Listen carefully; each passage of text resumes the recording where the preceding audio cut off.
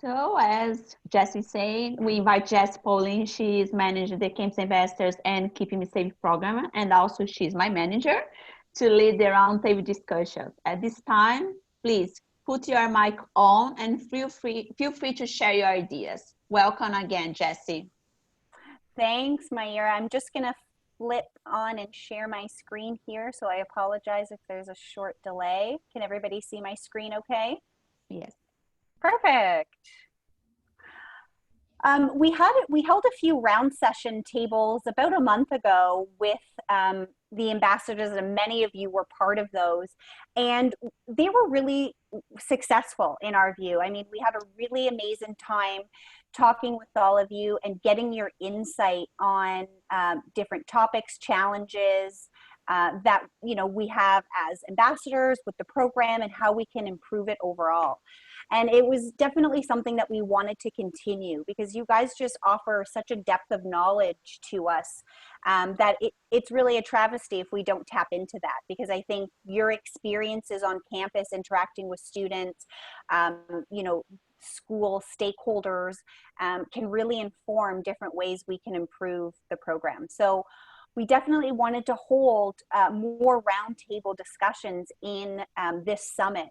We thought it would be a perfect opportunity to explore a few more topics with you and really get your feedback and dig into some of the processes we're trying to improve for the program. With everything that's going on with COVID, it's kind of escalated the urgency of things for us. We had a lot of things planned to improve the program, but now we need to get our asses in gear and really get this done quicker than we had necessarily originally anticipated.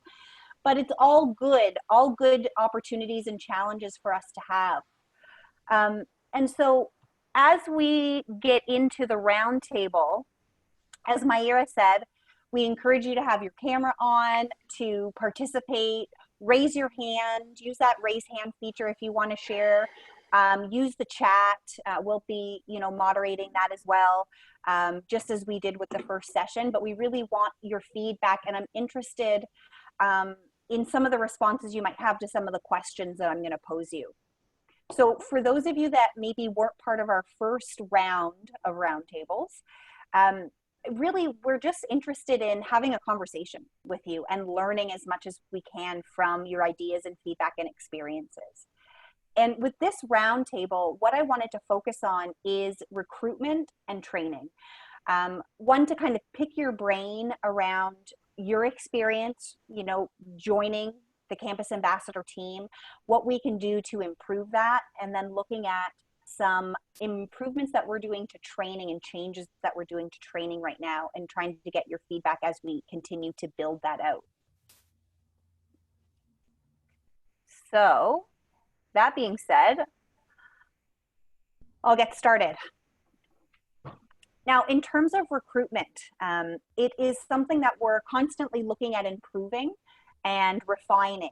And I think some of the ways for us, some of the questions I have that will really help us with this there's about 6 questions, I think, that I have that we'll kind of run through. And I encourage you to, share your feedback, like I said, experiences, stories.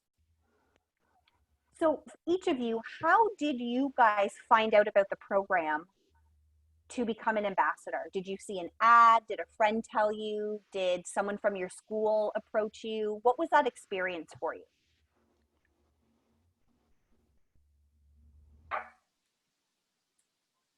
Hassan? Yep, go for it.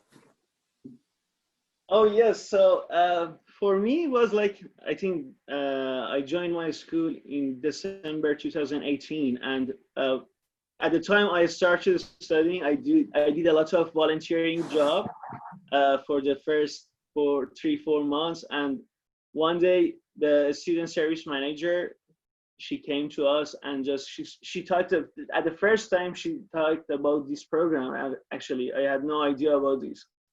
And then she told some of us, you can think about it, you can search a little bit what's going on with this. And then I just Googled it, a little bit search, and I said, I just found it very useful for students, very amazing program to support the mental health and this stuff.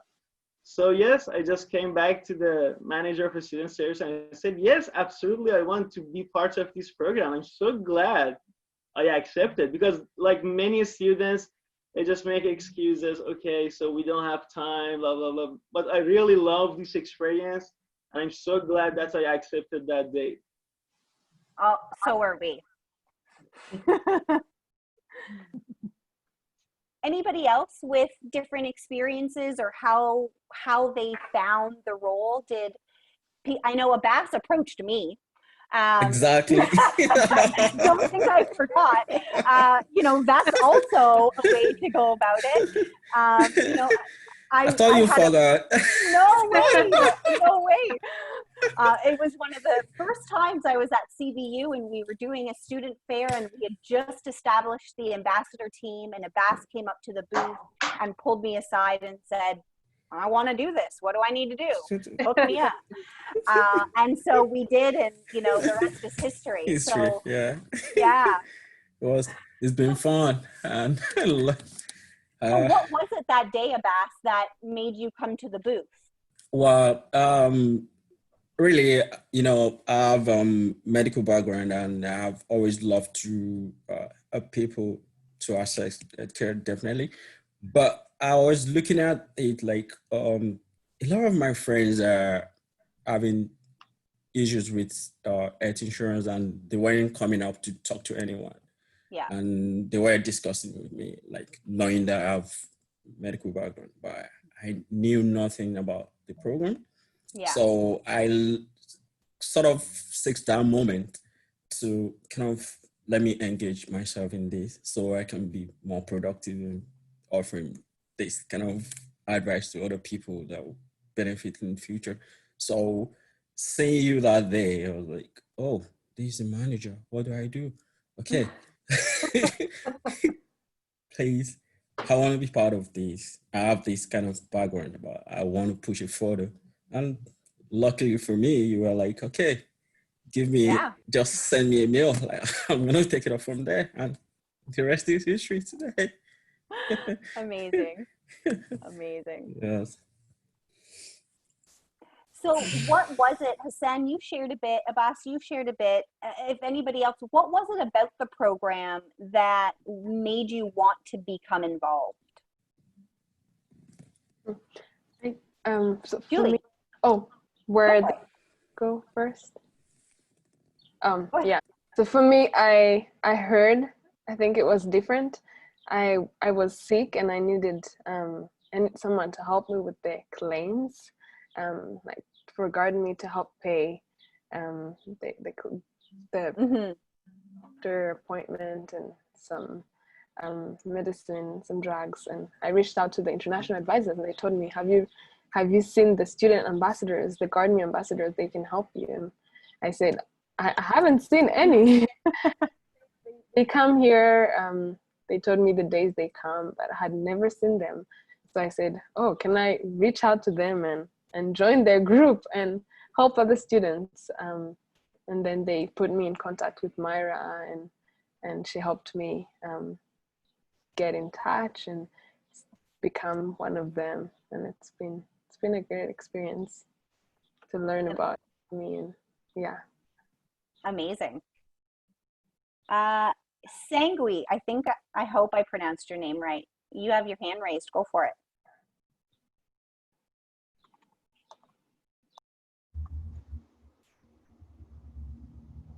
And you're on mute if you want to unmute yourself.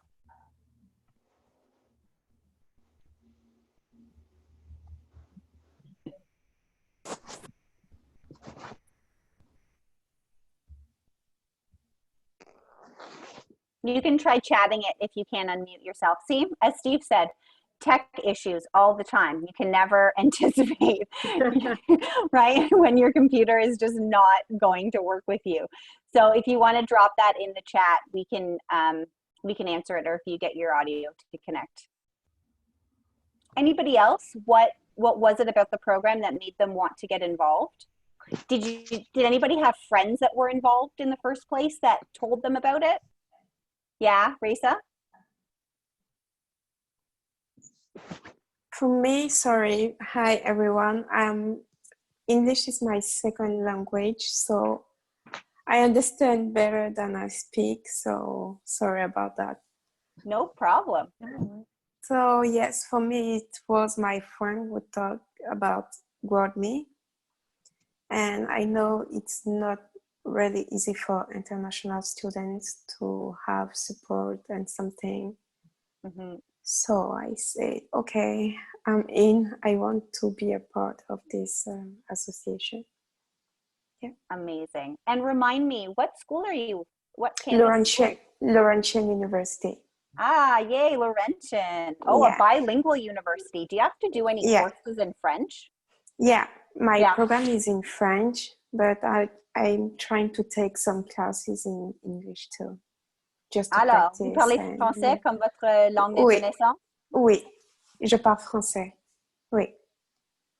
Maybe next time we can do it in French. I'm also bilingual. Oh my God, I wish I speak this language. So hard. Okay, let's move on to, or we could spend all day here. What are, in your guys' opinion, because so many of you have been ambassadors for at least a year, some of you for multiple semesters and years. In your opinion, what are the top qualities, top 3 qualities, or just top quality that you think an ambassador should have, that we should really be looking for when we are recruiting for ambassadors?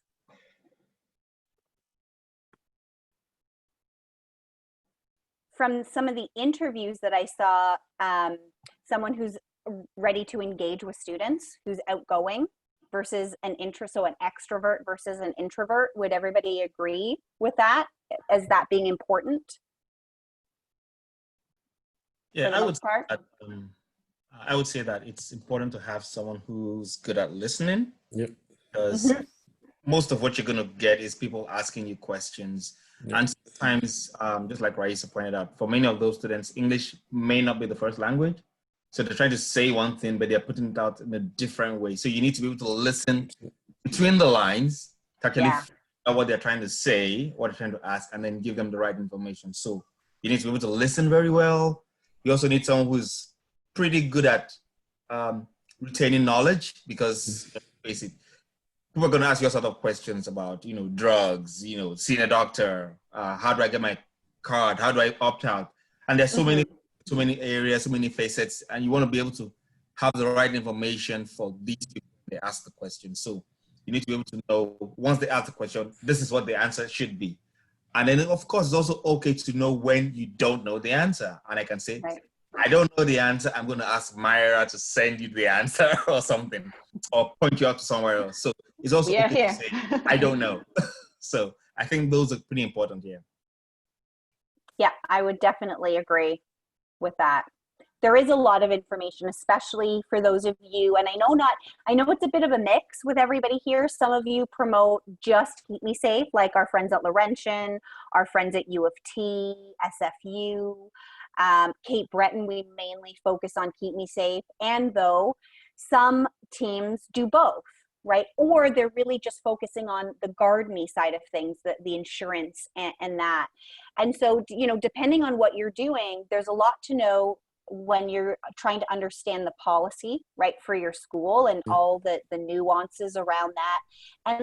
And like you said, when to answer those questions and when to know, that that's out of my lane, that I need to refer them to whomever to get that information.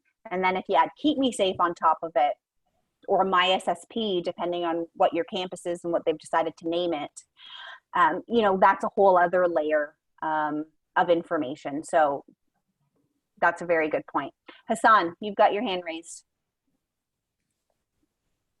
Oh, yes. So I just wanted to add what our friend said about listening. And I think that that's really a true point, because many times maybe all people, like everyone, feel or think what they say, what the others are saying, that's simple and that's not really the serious problem, not a big deal. But it's not big deal maybe for me, but it's really important for other people who is talking. Right. So that's really important to be patient and listen to them. And maybe sometimes maybe you find out that's a silly question, but still you should You pay should attention what they're saying. say. Even if it's not important for you, that's really is caused overwhelming for that person, which happened a lot of time to me. So the students came, they had stress, they had anxiety, newcomer in Canada, trying to find job, and a lot of things that cause many stress for them. So you need to be patient. And another thing is having a smile always help. So if you cannot like practice to have always a smile when you are talking to these new students, it's gonna maybe influence a little bit to reduce their stress when they see you are very open to them, you are talking to them as a little bit experienced student. And yeah, that was my experience. Amazing.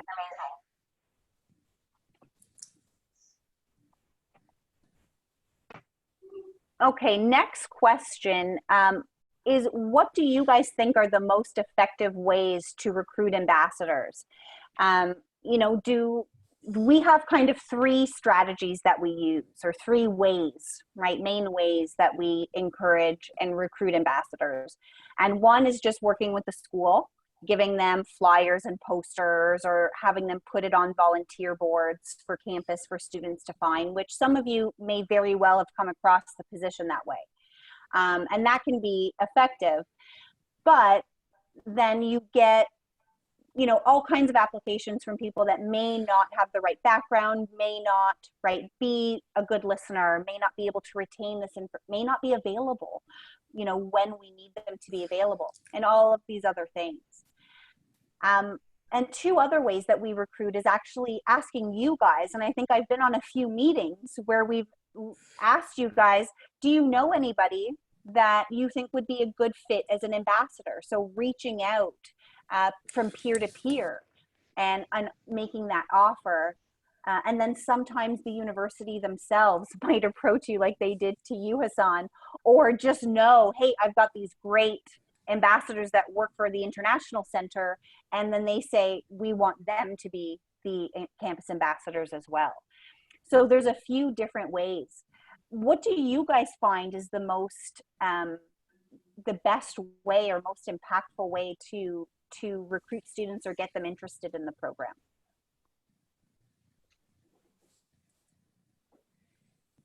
And have you guys ever run sessions on campus just about the program? So not promoting GuardMe, not promoting Keep Me Safe, but just promoting yourselves. Yep. You have Habas at CBU? Yep. Now, this particular experience is coming in handy for us in CBU because practically I probably the only one left among the team with someone else. And we've been trying to engage all those students to be involved. I set up booth some time ago, and we had to kind of engage students to be interested in campus ambassador. The response was overwhelming because everybody loved doing this, but do they really have time to be involved? That is one key thing we need to look at. Time management is very key when you're doing this, combining, because you're going to be multitasking, doing several things at once. You're going to combine it with doing this as well. And I've seen a lot of people that are interested because of the way you portray yourself, because it kind of give you a lift among your peers, because they see you as being more responsible for something. So you probably you're already acquiring your leadership skill along the line, and people will be seeing that in you, and they want to kind of be part of that process. But it comes with its own responsibilities. So do they have that quality? You need to actually verify before you recruit them into the program. So people might be interested. Getting the right set of people to work with is very key, because you're going to be working in a team. That's right. Some people don't want to work in a team. I'm very sure most of my colleagues will definitely be with me in this regard, because we've experienced this. Some people don't want to work in a team. So Yeah. The key thing there is getting people is very easy to be interested in it, but getting the right set of people is just the challenging part of it, I think. So do we have a kind of test to filter and get out the best under we want? So I think that's the stage we should be going to, as in how do we actually filter and get the best? We'll definitely get people that are going to be interested. Thank you. No, that's great. And thanks for sharing. That's always the challenge is finding people that, as you guys have said, are good listeners, are outgoing, that are team players, right? And willing to work collaboratively as a team, because you guys need to. And then have the time available, right, to actually commit to, you know, running a booth once a week or putting on events or whatever that might look on campus. And I mean, let's be real, how things are going to look this fall on campus is very different from how it's traditionally looked. And so, absolutely, you know, part of our challenge and the opportunity with everything that's going on with COVID and these restrictions and campuses being quasi-opened, but mostly closed, and online, but not quite. And we're kind of seeing that across Canada. And of course, that's going to change over the course of the first semester, where it either become a little bit more lax or a little bit more strict even. And so the way that we're going to need to operate as a campus ambassador program, and each of your teams, is going to be very different. We're going to be living in a virtual space for, I think, quite a while, and engaging students very similar to what we're doing here.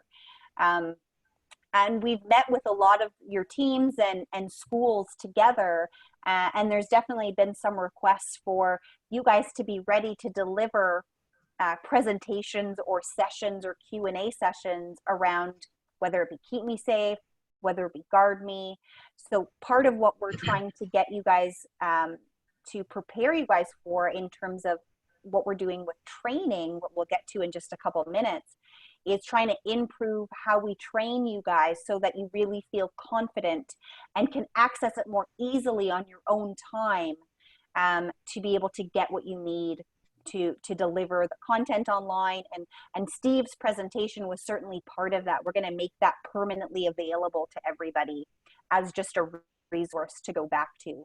And for those of you that weren't able to attend, we encourage you to go back and watch it later.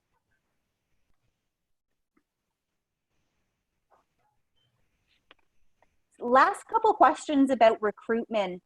One, is there anything that you would suggest that we change? And I think, Abbas, you had a couple of really great suggestions there in terms of streamlining it and really filtering out great candidates. And are there any questions that you, if you were in our position, that you would ask an ambassador in an interview? Well, if I could go right off the bat, I would say, how well are they good with technology? Because for the next 18 months or 24 months, we're going to be doing everything this way. You don't want to recruit a campus ambassador who doesn't have any experience with Zoom or Teams or GoToMeeting or whatever it is that we're going to be using. So you want to get people who are good with technology, who are comfortable using technology. If they have some experience, that would be fine, because then it makes the work a lot easier than having to then recruit them and then worry about training them, getting them up to speed, and then preparing them, and then dealing with the stage fright of, I'm going in front of 1,000 people online. How am I going to do it? I'm scared. I'm frightened. So exactly. Well, so I think at this point that would probably be more critical, because I could, as long as I can present properly, I can put the papers on the screen, on a separate screen, and I can read off a screen. That's fine. But can I use the technology to do that? So I think that's one of the key things that should come in now, which wasn't so important before. I totally agree with that. And that's definitely something that we're going to need to consider and look at, because, you know, it's enough to just learn, like we said, all the Guard Me pieces, all the Keep Me Safe pieces, and then you layer on top of that an inexperience with technology could create a lot of stress and just create like a block for students, right? It's just the anxiety is too high. It's too much all at once. And we don't want that to be the experience. So I think that's a really great point. to consider as we move forward with recruitment is some ease with technology. Any other questions you guys would ask if you were us and interviewing ambassadors? May I add something, Jesse? Of course you can. Oh, yes. So, yeah, that was a really good point what Olufemi mentioned about the technology. But I think that's the thing, we can train students. I mean, if we have a very good student, for example, in communication, and because only he or she is a little bit strength with technology, so we don't give the chance to that person, is not really fair. So it can be trained in a couple of hours, for example, working with Zoom or Team, like in 1-2 days that can be trained. But for example, in our case in UCW, because as Myra knows, like 3 of us, 3 team members, we are graduating very soon, in end of July. And what we are doing, what we're planning to do, so we just monitor the all the events and workshops that we've had so far, even virtually, even on campus. So we're gonna give some recommendation to the student services, and also we are planning to send it out as an email, so all the students will be aware about this program. So if they are interested, they can register, and then maybe 3 of us will be there, talk a little bit with those students, and then we can recommend them to Myra for the main training and interview. So we're gonna apply this very soon, and hopefully we can train a little with them before we graduate. We can share our experience, which would be great. That's great. And Harry, do you have I can't pronounce your whole name, and I apologize. I'm gonna butcher it. It's fine. From my point of view, like if I were like an interviewer, like I would access the students' ability through the live explanation skills, like how they can just explain to the students like how they much have interested, and how they want to explain. Like the students, every student has their like own perspective of understanding. So I would particularly notice their presentation skills, like how they have to present to the different type of students based on their views, and it should be at the end of the point, like it has to be understood by all the students. So that is what like we require. So I would analyze their analytical skills and presentation. So it would be much easier to, if we train them to particular skill set, so it would be easier for the other students to understand the points easily. Yeah. That would be like my point. I just. Yep, go for it. Yeah. So there's one particular missing part of this discussion that we're leaving out, the part of onboarding process. I've come to realize that we really need to have a structured onboarding process. Oh, we're getting there. And that's going to be in like 2 slides.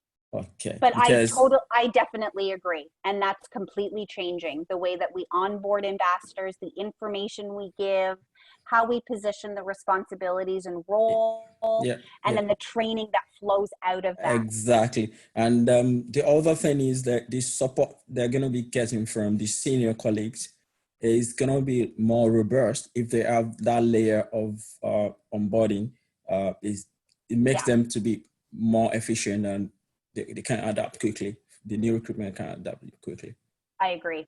Thank you. I was going to add that it's I find that it's also important for a campus ambassador to be open and interested to learn new things, because as most of the people have said, they need to have these skills.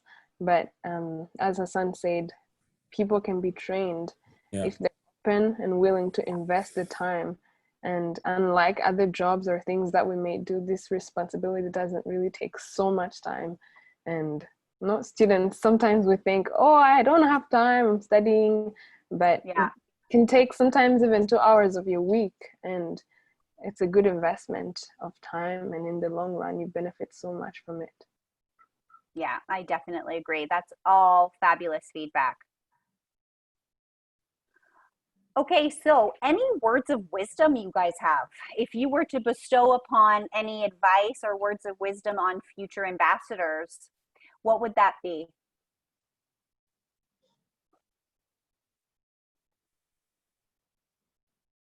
I think what you said, Julie, just be open, right, to new experiences and to learning is huge.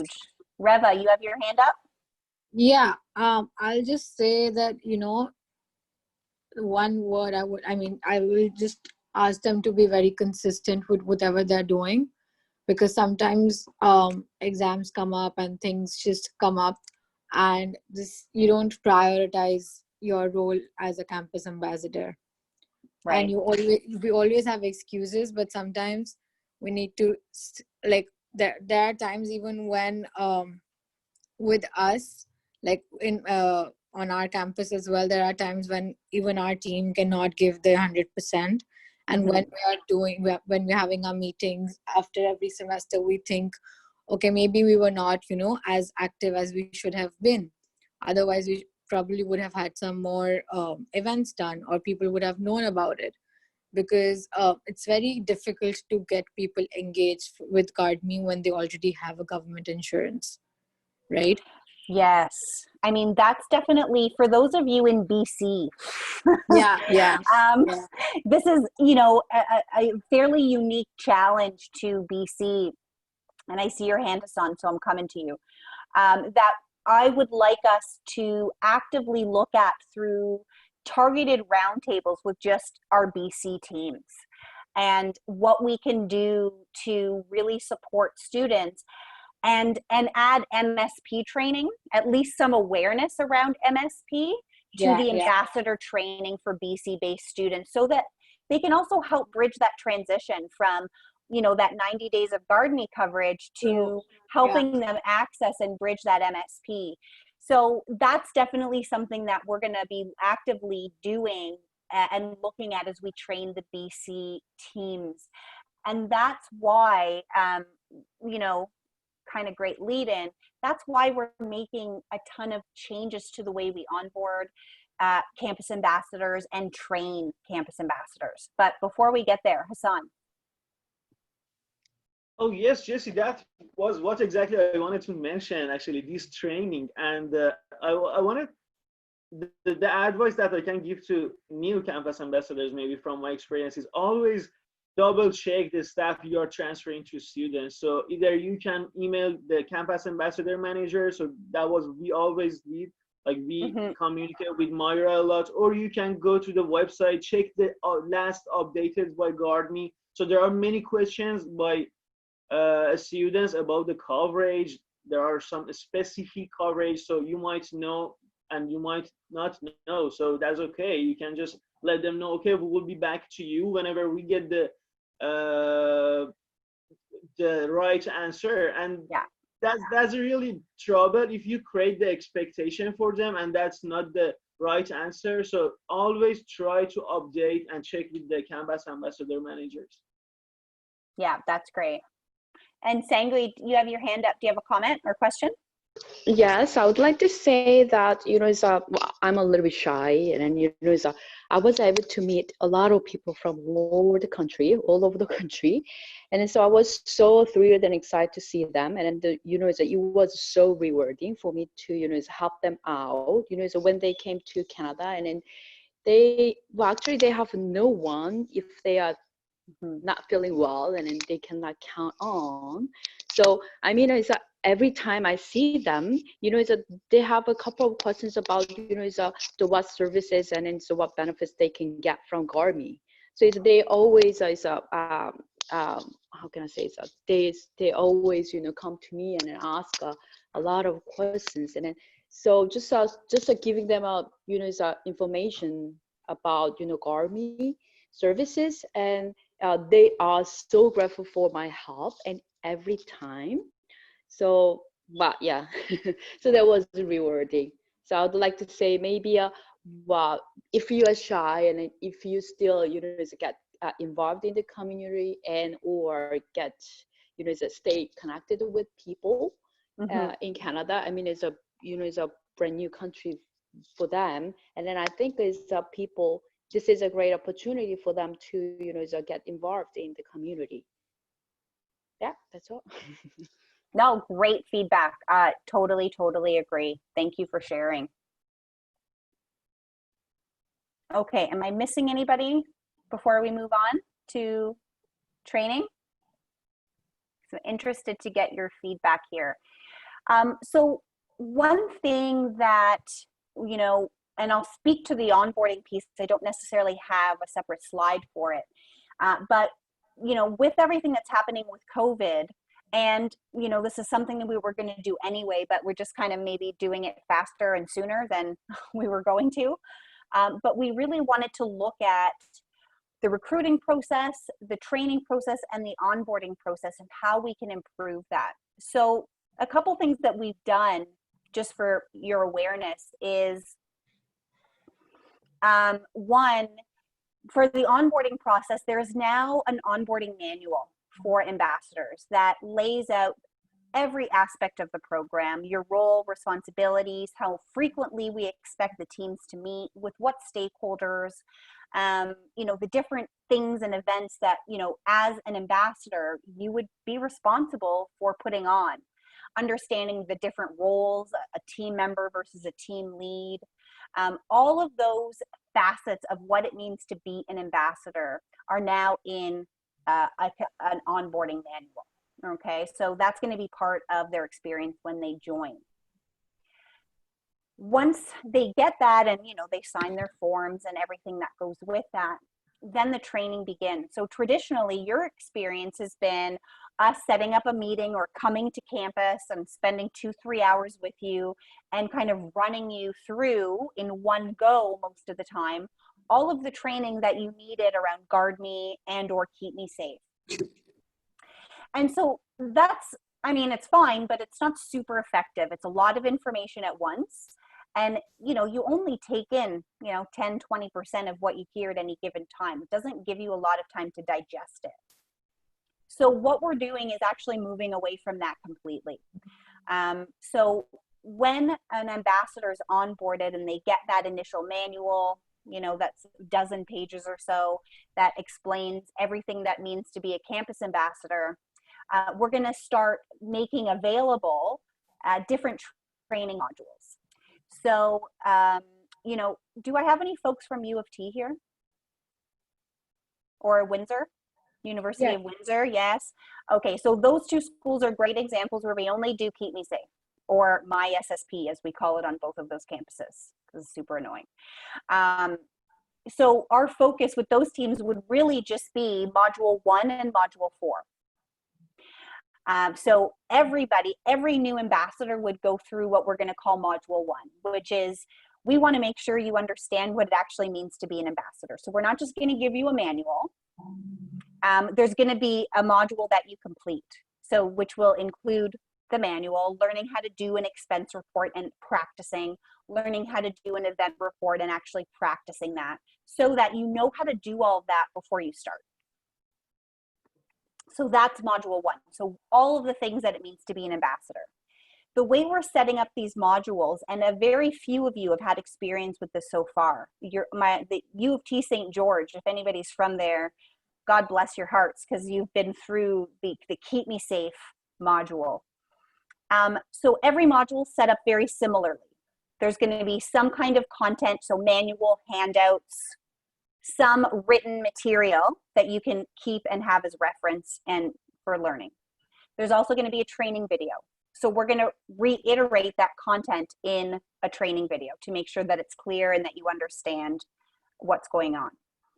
And then some units have extra bits to it, but there's also like a review of the module. I don't like to call it a test, but you need to get 100% to pass, so call it a test if you want. But you need to pass that review with 100%. So we know that you are really solid in that information. So that's what each module basically will look like.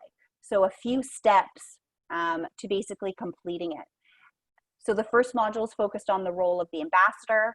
The second module, if we're promoting Guard Me insurance, then you'll have a specific training to your policy that's particular to your school. And we're going to build modules for every school and every policy. Mobile doctor, so there's going to be a specific module around mobile doctor, just so you know what it is, you can help students sign up to it, that you have a good foundational understanding of where we can use it and what for. And then if you've got Keep Me Safe program or My SSP program, then, you know, you would also do that Keep Me Safe module. For some of the schools that we've met with, there has been requests for our ambassador teams, you folks, to actually do sessions, whether it be every 2 weeks, every month. And sometimes the school is actually giving us extra slides that they've asked us to present. Again, University of Toronto is a great example. They've given us about 8 extra slides that they want us to include in our MySSP presentation. So part of that module, just for that team, will be this customized deck that they can practice and learn. We'll give you talking points. And then what we actually want you to do is go on Zoom and practice recording yourself, delivering the presentation so we can give you feedback. So that you're confident, you've tested the system, you know how to do it, and that you know how to deliver that content. So we're going to support you as absolutely as much we can, but we want you to be able to take control of your training, go through it at your own pace. It's all accessed online. Any questions about these initial modules that we're building? Any comments, concerns, suggestions? Hassan? Yes, I just wanted to ask you, how long will it take? Did you mention, sorry, I missed it or not? It will take 1 day, 2 days for this training or more? So each module, it depends how quickly you can read a short document, watch the video, and then take the test, essentially. So you could do a module in an hour. Or you could spread it out if you want to, depending on your process, right? And how you approach learning. And we recognize that everybody's going to be different. So that's why we really wanted to make it multimodal. So we wanted to give you something in writing. We wanted to give you a visual so that you can tie all those pieces together and really contextualize it and then have some type of review so we know that you've done it and that you get it.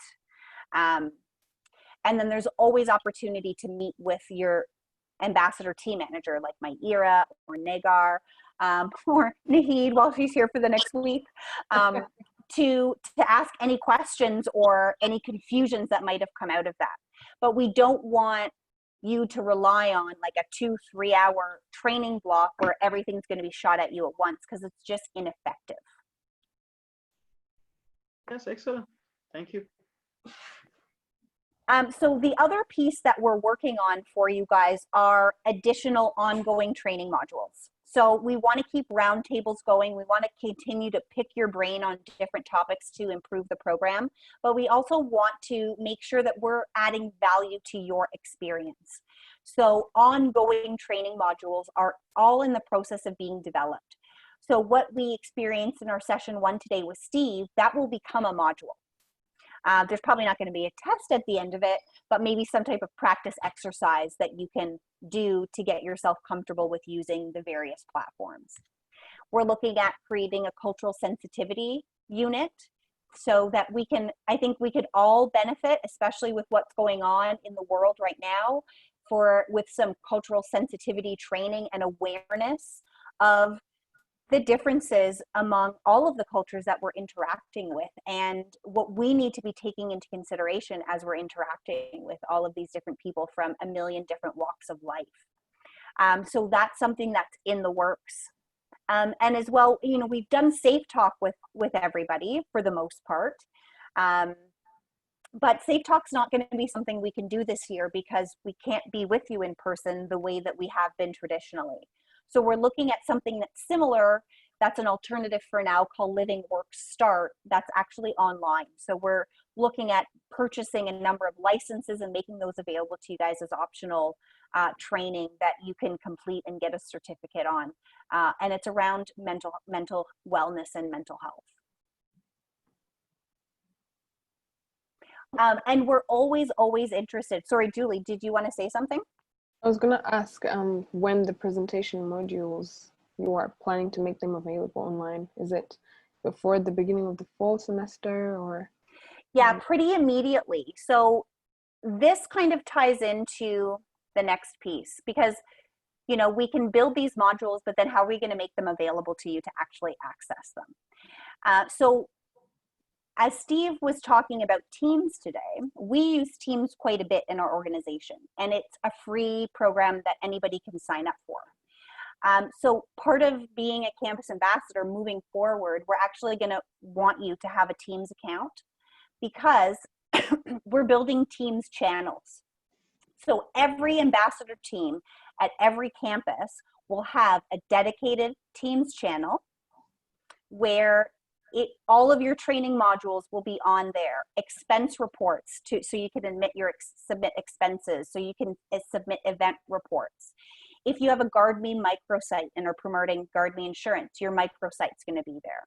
If you have Keep Me Safe and your school has a Keep Me Safe website, that's going to be there. So what we are trying to do is create a hub of information that you're going to need in order to do what you do best, which is be an ambassador. So these channels are being built right now. We've started testing it out, of course, with University of Toronto St. George, because that was our immediate need.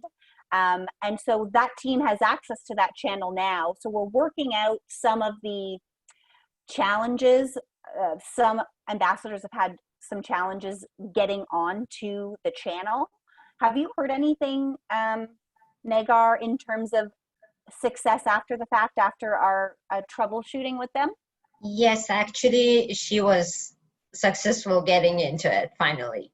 Perfect. Yeah. So this is definitely something that we're moving to, is everybody's going to have a dedicated channel where everything campus ambassador wise will live for your team. So that means your team meetings will do it through that channel. Your training modules will dispense them through that channel, and everything can be accessed there. Any questions or concerns about that, guys?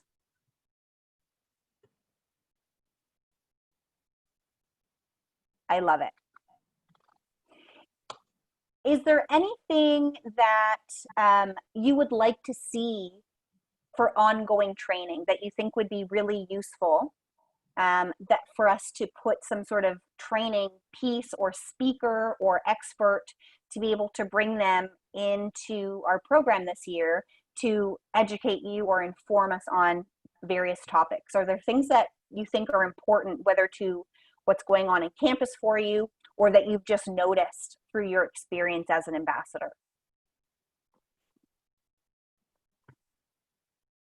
I think one of the things that would be helpful might be like a quick check-in with different campuses to see how everyone is doing. And I think that way we can learn from different campuses, because I realize that we all work differently and have different ways, but maybe that could help us to do some things different, learn from one another. Yes, I like that. And just like we were saying, Julie, is your school out in BC or are you Ontario based? BC.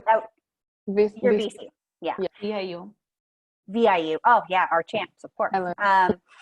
Yay, VIU. And everybody else. We love everybody, of course. Yes, so just like we were talking about having some targeted roundtables and sessions just for the BC schools that deal with, you know, topics like MSP, or even Keep Me Safe, or just kind of general, what are you doing? What's worked? And that might look different in BC than it does in Cape Breton, than it does in Ontario, than it does in Quebec. So, you know, as we move into the fall, we want to host many roundtables, which you might not participate in all of them, but that are kind of targeted regionally. So, you know, with schools that have many campuses, for example, and I'll say U of T again, just because we work with them and there happens to be 3 campuses, you know, when's the last time that UTM and St. George collaborated? Probably never. And same thing with, you know, SFU campuses and all of the different schools we work with that are spread out, that we've got multiple teams. We want to foster that collaboration this year. So you hit it right on the head. That's definitely something that we're looking at, to give you guys opportunity to get in front of each other, to share ideas, to help grow the program and improve it on campus for yourselves. Thank you. Any other comments or questions? Oh, yes. Yeah, go for it. Oh yeah, so I remember, for example, that was I think 7 months ago when we had a safe talk about the suicide Yes. alertness and this is that. So I think we can have these kind of events for all schools. For example, in Vancouver, in a place that we can organize an event when every ambassadors from other school in Vancouver they come to the place, they can communicate with each other, which is great. And also we can have more of these events, but for one session, which is better for you to save your time as well in the organization. Yeah, that's one of the big learnings we had this year with the Safe Talks. Was for the most part, we kind of came to everybody's campuses and offered it on campus. And while that worked, we did a couple sessions where we brought a bunch of campuses together. And that worked really well. So I think as things start kicking back into normal and we can start looking at doing Safe Talk again, that's exactly probably the approach we'll take. Is we'll have 2 sessions out in BC, have everybody come, and then make a day of it. You know, maybe we'll take everybody out to dinner, we'll do some brainstorming, we'll network, whatever that looks like, team building that's kind of more fun, that we can kind of layer into that. That just helps us build a community in these regions so that you guys can lean on each other for support. Yes, and for that safe talk, for example, was a great training session for me. Like my experience, that was only 4 hours, and that was so many great knowledge and information, which I liked it. So if we can have more this kind of event, that would be knowledge that they're gonna add more knowledge to the ambassadors as well, which is great. Yeah, I agree. Well, we're almost to the end. Does anybody else have any comments or questions, stories, ideas that they want to share?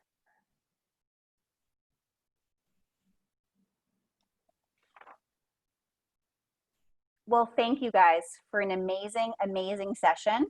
If you haven't noticed the QR code on the screen for the past few screens, it's there. And remember, you can just go to the Summit website. There's a link to get the feedback forms too. The word is achieve. Remember, I before E, except after C, if you're going to spell it. Little spelling rule, because I always mess that one up. But anyways, this has been amazing. And Mayura, I'll put it back to you to kind of wrap up the day for us. Yeah, sure. Actually, let me share my screen and I have all the codes in the same place. You guys can see. Easy for everyone. Can you see my screen, guys? Okay. So these are the codes. Just to wrap up, thank you for joining us today. The QR code from the feedback of the session 1 is bounce, and as Steve said, and the feedback for the session 2, use the code achieve. You have access to the feedback to have a chance to get a prize. Yay! Always remember, yeah. I like prizes, guys. I love it. And I think you're going to announce them tomorrow morning, right, Mayura?